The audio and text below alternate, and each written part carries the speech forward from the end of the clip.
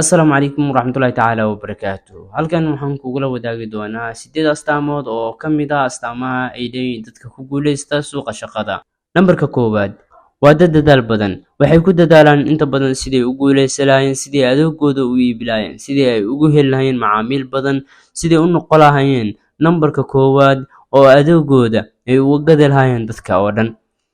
Nambar labo waa dad daacad ah. Waa dad u daacad shaqadooda, waa dad u daacad sidii ay horumar u gaari lahaayeen, waa dad u daacad noloshooda sidii ay horumar u gaari lahayd, waa dad u daacad sidii ay horumar u gaarsiin lahaayeen dadka ku xeeran oo dhan. Nambar saddex waa dad bulshada la falgala. Waa dad inta badan bulshada ku dhex jira, in badanna xog ogaal u ah arrimaha bulshada, in badanna ka war haya suuqa iyo waxa ay bulshada u baahan tahay.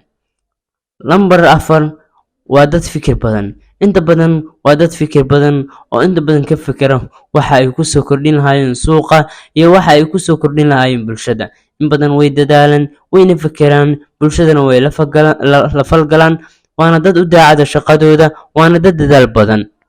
Nambar shan waa dad hal abuur leh. Inta badan waxay isku dadaalaan sidii wax u soo kordhin lahaayeen, wala imaan lahaayeen wax cusub. Nambar lix waa dad bulshada isbara. Inta badan waxay ku dadaalaan inay la yimaadaan wax cusub mid ah oo keeni karta in bulshada ayaga barato oo adeegooda ay bulshadu barato oo ay bulshadu inta badan ayaga la soo xiriirto. Nambar toddoba waa dad ka faa'iideysta fursadaha jira. Inta badan waxay ku dadaalaan in fursadaha jira ka faa'iideystaan si ula wareegaan suuqa qaybo badan oo ka mid ah. Nambar sideed waxay ka faa'iideystaan dadka maskaxda leh.